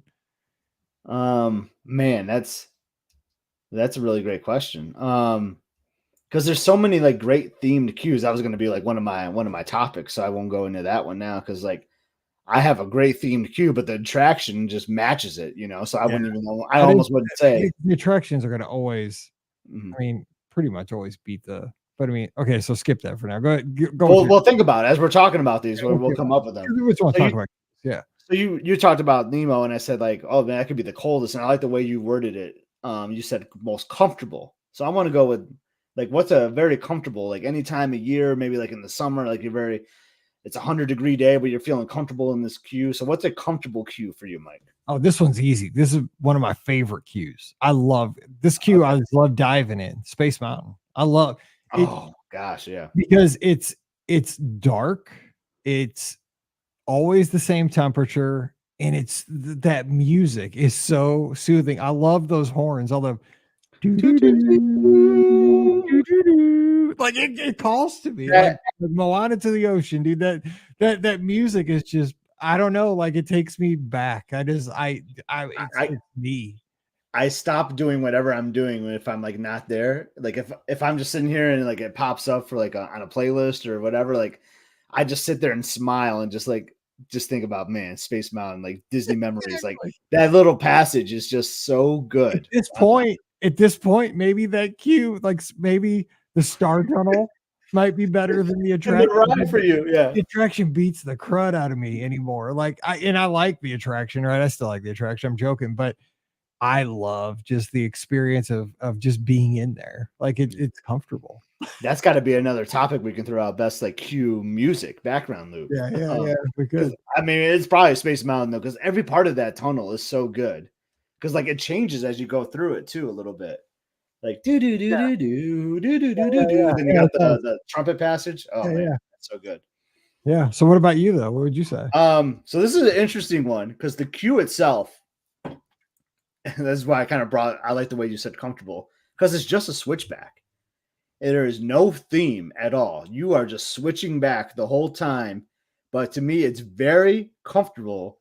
And that is Spaceship Earth, because you got the breeze tunnel, like the breezeway in there. And like, it could be 110 degrees and I'm outside and I am always comfortable in that because you catch an awesome breeze and I don't mind waiting in that line. And as you know, it is very boring because it's just switching back. There's nothing happening there, but I'm always super comfortable in that queue. Except I agree. Except for like that one, there's like one out and back on the far like right side. If you're facing like that part, if you're entering, okay. Land side, yeah, but the land side, right. I got you. But you're right, because you're in a wind tunnel and you get an awesome breeze. No, you're right. And the queue used to be more on the left side, but now it's kind of more on the right. I think because that's kind of more like the lightning lane or something now. Yeah, and I'm cheap, so I don't buy it. But it's weird. There's no queue. I mean, it's just concrete. There's nothing. I mean, but I like the view of Spaceship Earth, and you can see the palm tree and all that. I love that queue, even though there's nothing really going on there, and it's so comfortable to me. That's a good one. I'm trying to think. So, which queue? I'm trying to think what topic I want to do next. So, somebody's asking Catherine over in the clubhouse, which is your favorite queue that changes for the holidays?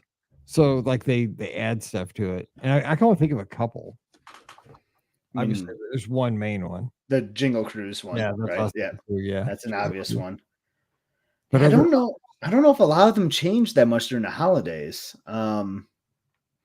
Does Toy Story Land do anything for their queues? Because they have the Christmas lights up year round in the land. That's kind of the decoration all year round. Yeah, but I don't know if the queue changes that much, though. Yeah, I don't think so either. I'm trying to think, though, because that's a good question. I'm trying to think where queues. I wish we would see more stuff like that. I agree. I think it'd be easier to change. Right. I mean, you just put a couple like scarves or like hats on something, like, I don't know. I mean, I feel like it's doable.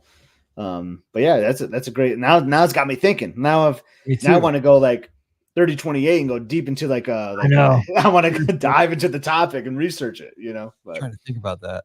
I was like, yeah, because Jingle Cruise, because they do it so stinking well. Like it's almost like you got to ride it because you want to go through the queue. Like you want to see, okay, what are the nods? What's changed? What do they put a hat on, or what do they do here? Right. Yeah, totally. All right. Well, So I'm going to give you a land. Okay. You tell me your favorite queue, and there's an obvious answer. Maybe you'll go with it, and now I'll have to struggle with an answer. But what is your favorite queue in Magic Kingdom's Fantasyland? Magic Kingdom's Fantasyland favorite queue. Oh man. Well, now it didn't used to be with Peter Pan. That's the one. When they added that, it got 10 times. But it used to be this, which is ironic because it used to be the worst, right? It used to be the worst. Yeah. It used to be terrible. But when they added that, visiting the room and all the interactive features there, that's way better. Now they made Winnie the Pooh better too over the years. I'm not a big fan of touching the. Oh, I love the Winnie. That's what I love about the queues. Like when you have some interaction things in it. Like I'm not necessarily going to touch those things, but like I like the interaction. Maybe we talk about this as a topic too. Let's hold off on that. Let's talk about interactive cubes in a second, maybe. But we were talking Fantasyland, and yeah, that. The Peter Pan one's funny. It's just funny for years. It's still kind of true. Like I would never see the update because I would always like fast pass or lightning lane because like I don't want to wait 75 minutes in that line. But my hack for that is like the after hours or extended evening hours. That's when I'll wait in that queue because there is no fast pass or lightning lanes happening, and then you get to see the awesome queue. For mine, since you took mine, it was the obvious answer, but I wanted to talk about this queue because I knew you were going to do that. I love the Philhar Magic queue, as weird as that is, because you don't want to be like deep into that queue because like, holy cow, like this is a show, and like how many people are waiting to watch this? How many times are going to sit through this? But I just love seeing like the posters, right? Like they're they're cool posters, and I love music. My daughter is a musician too, so we love music, and like it's just cool seeing like all the Disney characters like with like funny like made up musicals or whatever. Like they're playing these instruments, and then you actually. Once you get your glasses, you're in that queue area, and there's like cool like instrument things happening over there too. So I really like the Philhar Magic queue, I think, and it's comfortable, right? It's very cool in there. It is. That's super underrated, right? I mean, most people aren't going to say that one, but it is if you take the time. And people just rush and pass that one. Like nobody looks at those posters. Yeah, I mean, I want to own. I want some art pieces of those posters. I think they're so good. That is a good one. Fantasyland. I mean, because if you think about it, even like Seven Dwarfs Mine Train is a great. You talked about the interactive queues, which was like 10 years ago. That was like they're really trying to push these interactive queues. Haunted Mansion. When I went down for the media event, and that was all they talked about for Seven Dwarfs Mine Train was how they're going to have the jewels, like the colored water. They talked about that as much as the attraction itself when they spoke to us about it. That you could spin the barrel, and that was something to do to pass your time so that you didn't think about how long the line was going to be. The honey wall over at Winnie the Pooh. There were other things that some of them kind of came and went. There were like some like pads that kids could jump on or something. Think about Space Mountain. We were talking about the Star Tunnel. Remember they used to have the video game right there. What? Those were kind of hampered the experience though, because I like the Star Tunnel because it's kind of tranquil. And also it was weird because if you're playing the video games, like you didn't want to pass people. Like I didn't understand like the etiquette. Like if somebody's in the middle of a good game, do you pass them? I know, like they're in front of me, but that's always tough. You know what? My theory on the interactive queues and how it's like not talked about as much anymore is because of that Play Disney app. Like you can just be in a queue and get out your smartphone and you can do some kind of interactive thing. Kind of, it's mostly like trivia or like little games on your phone. Yeah.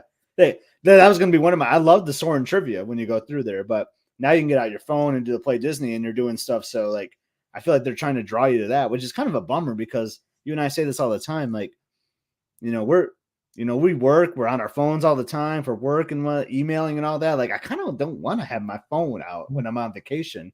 Like, but we all fall into it. I've seen your family do it. My family does it too. We get our phones out when we're in the queue and we're not talking to each other and like, what are we doing? We should be like interacting, and that's why I wish they had more interacting things in the queues instead of like trying to actually direct you to your phone, So on that though, which of those interactive things is the biggest win and which one's the biggest fail?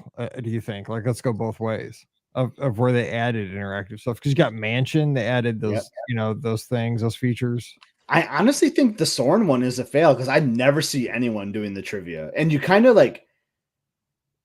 I mean, it's only like in the beginning of the queue, you're right. Like once you actually, and that part is always faster to me. Once you get to the concourses, the queue really slows down, and then there's no interaction. Like that's kind of like where I would rather have it, but I don't know how they can do it. But I just feel like that almost fails. Like we always look at it and we're like, oh yeah, it's answer B, Egypt or whatever, as we walk by, but we never actually play the game. And they're pretty hard questions too. They are, yeah. They're not easy. No, not at all. Yeah. But what do you think is like what do you think was kind of a bust with interactive queues? I thought those video games were kind of a bust because they in Space Mountain, because they were like so like low fidelity, like so low quality that it was hard to compete because everybody with their smartphone in their hand was going to have 10 times the selection, 10 times the quality of games right there in their hand. And of course they can't do that at scale. I mean, and again, maybe it was supposed to look that way to meet the aesthetic of the Star Tunnel, possibly. But again, it was that whole thing of etiquette in the lines. Like, was I supposed to pass people? Was I not? Like, I hated that. Like, I didn't want people held up if they were jamming out on the game. I didn't like that. And it seemed like they abandoned the whole Haunted Mansion interactive stuff like right away. Like you were walking through there and then all of a sudden it became optional, I think, for a while. And then all of a sudden you just didn't go over there, which some of the stuff was cool, but it seemed like it was meant a lot of it for like 6-year-olds, like or 40-year-olds, because I love like touching like the bookcase. It was like just like a lot of kids banging on stuff, it's like just hammer on things, just like slamming stuff, like see what happens. I love it. I love playing with that one. That one's a lot of fun for me. Like I just hammer on stuff, see what happens. I don't know, but it was it gave you something to do. That was the point. But then they and then like the queue etiquette is interesting. You keep going back to the Space Mountain one, like. I see it in other queues too, where they're not even an interactive thing. Like I think a Pirates queue, like there's cool like cannons to look at or touch, and then you see like the different pirates. There's like that awesome like famous like chess scene where it's like in stalemate, like there's no move you can make. Like it's fun to like look at that stuff, and like someone will kind of go over and look at it, and you don't want to like pass them. Like you want them to enjoy the queue, but like, well, I've seen that 30 times, and I'm in a hurry today. Like, what do you do? Like so. And I always wait for them, but then I always worry that the person behind me then is gonna fly past. Yeah. That's always my biggest problem. That's such a great point too, because I mean the thing is you're probably not gaining anything, you know what I'm saying? Because you're going to move up 15 feet, but you're not getting on the attraction. You're still probably 15 minutes from getting on the attraction. So why not let somebody who might be their very first time going to Walt Disney World, and maybe they just saw the Pirates of the Caribbean movie on Disney Plus, and they're astonished by, like you said, those two pirates sitting there in stalemate, watch it. They want to appreciate it. Like, that's what they're supposed to be doing. You're supposed to be appreciating it, and the rest of us are trying to push past. And I love it. I want that to happen. But again, like, it's just, I don't want the person on me getting on my neck, like, oh, why aren't you moving up? Like, that's when it gets dicey for me. Then I feel like, I have to pass them, though. I don't want to pass them. Okay, so give another topic, and then here, because I want to wrap this up, but I want to continue this on Sunday night as people call in, and also in the clubhouse over the weekend, because I think this is one that we could do many shows on, and we continue. But I also wanted to kind of come up with the best three, kind of, because we still have some aces in the hole here that we haven't even. Oh, we definitely have, yeah. But give us like maybe one more kind of crazy outlier topic that we could go with for cues here. What do you got? I do a because I know we focus on Walt Disney World the most. Could we just do any Disney property queue? Yeah. Like what is? You want to go Disneyland probably. So I actually am not going to go Disneyland to surprise you, but so I'm going to go with just just a general like, hey, I really like this queue. It's not at Walt Disney World, and you're gonna see it very soon. Mike, I love the aqueduct queue.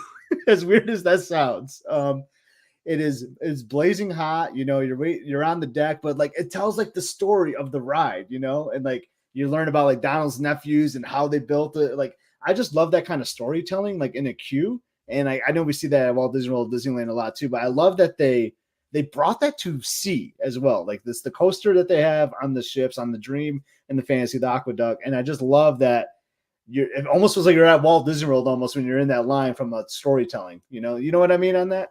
Yeah. And they do that on the Wish too, with the mouse, the Aqua Mouse. And that's right. I didn't do the Aqua Mouse, so I don't, yeah. But the only thing when you say that, man, I just think about, oh my gosh, so many times my feet have been just scarred because I'm just trying to like, you take off your Crocs or whatever shoes you have on. You're like, okay, I'm going to sacrifice my epidermis. They need like 10 cast members with a hose, just hosing people's feet down while you're in that line. Okay, 3, 2, 1, to get over to, until it's a shame. Oh my God, if you know, you know.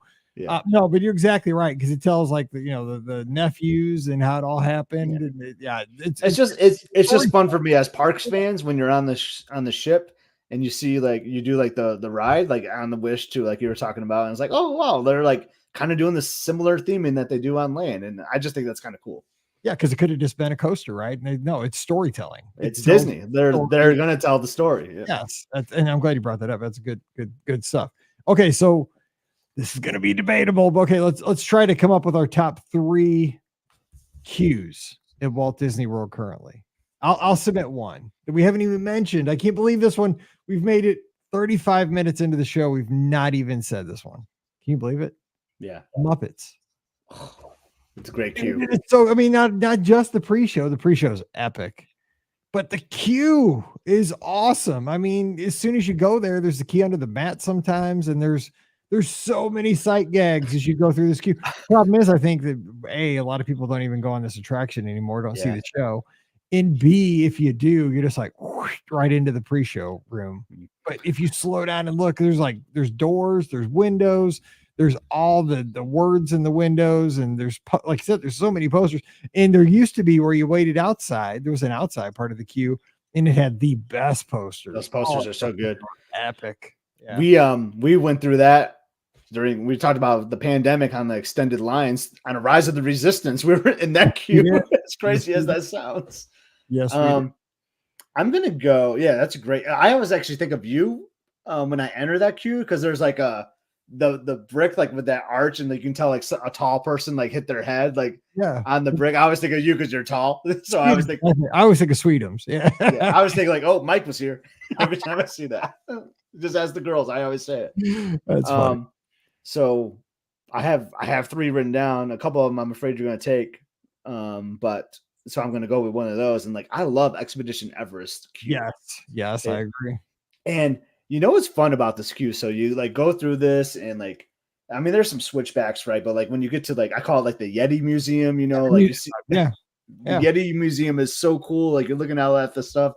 I always joke with the girls about the scat because they have like the elephant scat or tiger scat and all that. We always joke about that. But one thing I've always appreciated about this queue is like back in the Fast Pass days or the Lightning Lane, like you're like always like bummed, like, oh man, I'm gonna miss the queue because the queue is so awesome. They do like a condensed version of that queue. And I think that is unbelievable. You got like the mini version of the Yeti Museum. And I've always appreciated that. Like just clever thinking by Disney to offer that for those that are doing the short version of the line.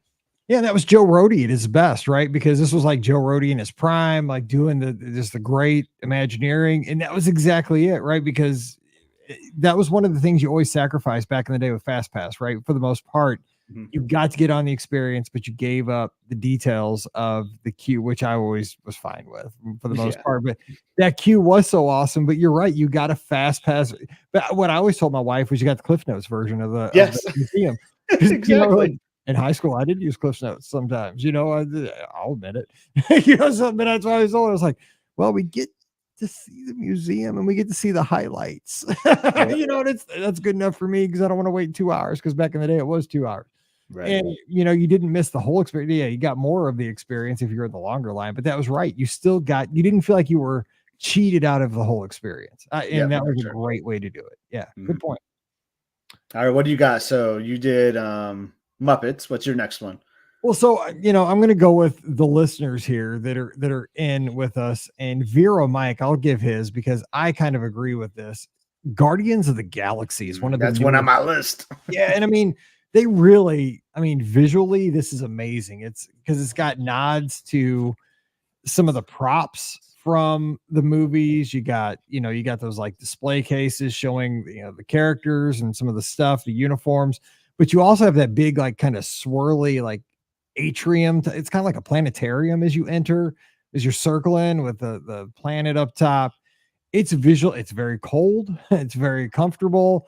There's just a lot to see. There's a lot going on to get you into the pre-show. I think this is, it's obviously a people eater because it has to be, but there's a lot going on, and it really kind of leads up. The experience starts as soon as you enter the building. I like this one. Yeah. And I love the storytelling in there. So they do like the interviews, right? So they're interviewing the Guardians of the Galaxy, which I know you're not familiar with them, but and it is so entertaining. Like I'm the guy that's like stopped, and people are wondering, is that guy ever gonna move? Because I'm just like watching the interviews, and like the one with Star-Lord too, where he's like, I can't wait to get back to Epcot and do veggie fruit, or ride, Horizons. Like, and then I'll like look around and like some people are like not understanding that, or a couple of people are like laughing or bump their like partner with them. I'm like, oh, okay, they're Epcot veterans. They know what he's talking about. Because like half the people are like veggie fruit. What is he even talking about? So that I think is so hilarious because he hasn't been to Epcot since like 1980s, So, and just like all the interviews and then the pre-shows are like two of the best pre-shows that there are. Those things are so good. So yeah, Guardians was on my list. That might actually be my number one. It is so darn good. Yeah, and I'm not a huge fan of the attraction.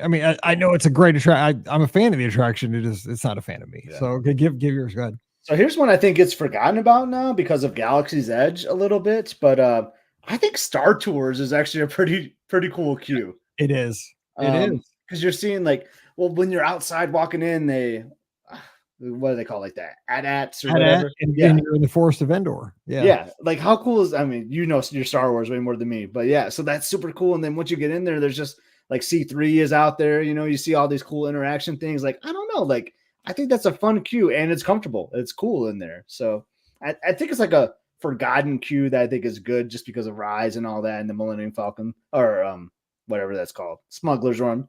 So I'm going to give Star Tours some love. I think it's a really good queue. Yep.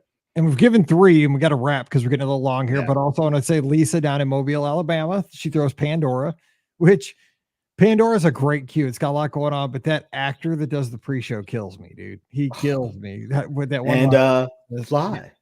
Yeah, because he acts like he doesn't know what's going on, dude. It just cracks me up every time. I don't know why. Vera Mike also comes in with the 3 Caballeros. I think it's an underappreciated queue. Again, it's switchbacks, but it's kind of cute. It's old school. Yeah. What we're trying to say, we don't want to list. We've listed like 40 attractions. But if you can appreciate the queues, how much more pleasant of an experience you're going to have at Walt Disney World. Exactly. And like, you could just tell how queues have evolved. Like you look at, it's a small world. It's just a switchback, nothing exciting. That's how Dumbo used to be, but now they've added that like little play area, which I never see open, I feel like anymore these days, but they tried something there, like they're always trying, they know the lines are going to be long. They know there's going to be kids in there wanting to be getting their hands on stuff and doing interactive things. And I just appreciate that and the storytelling so much.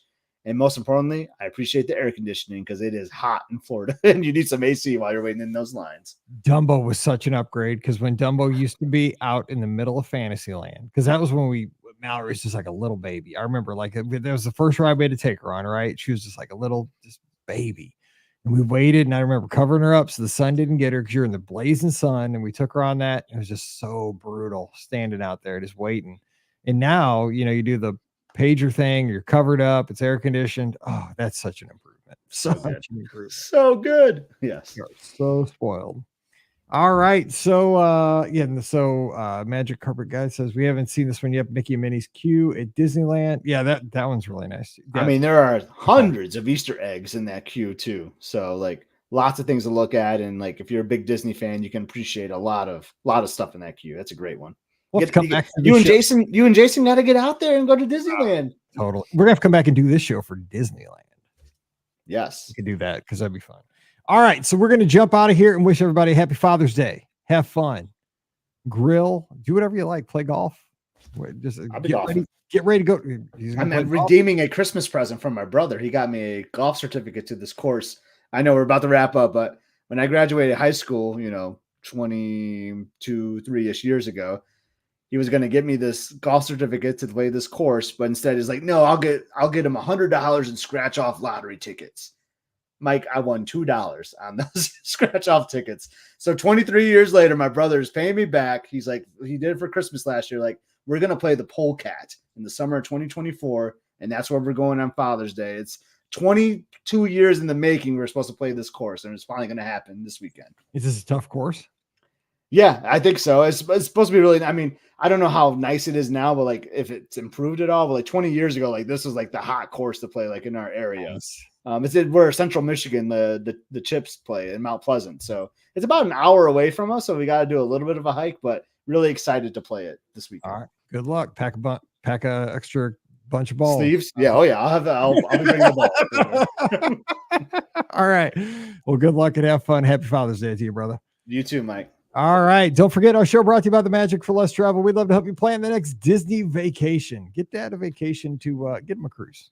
He'd like that. Trust me. I promise you that. Or trip to Disneyland or Walt Disney World. They're fine with any of those.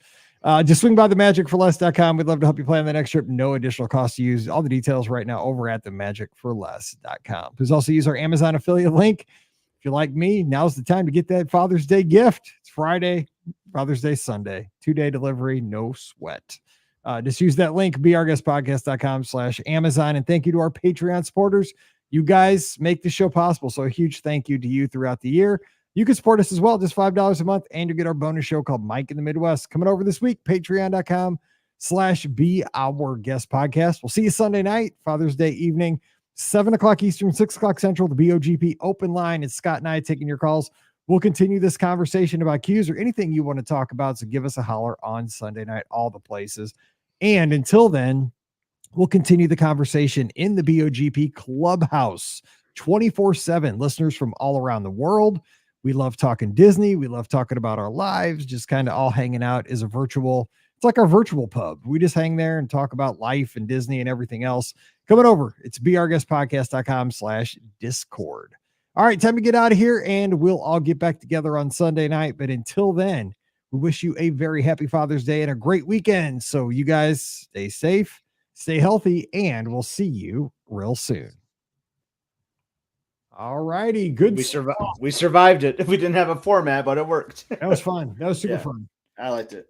All right. We'll have a good. Yeah, dude, I can smell the pork and the asparagus and the mashed potatoes. Like, I'm ready. I'm ready. Dude, that sounds so good. Dude, it smells so good. Like, it's just like rising up here. Like, I can smell it. It's so good.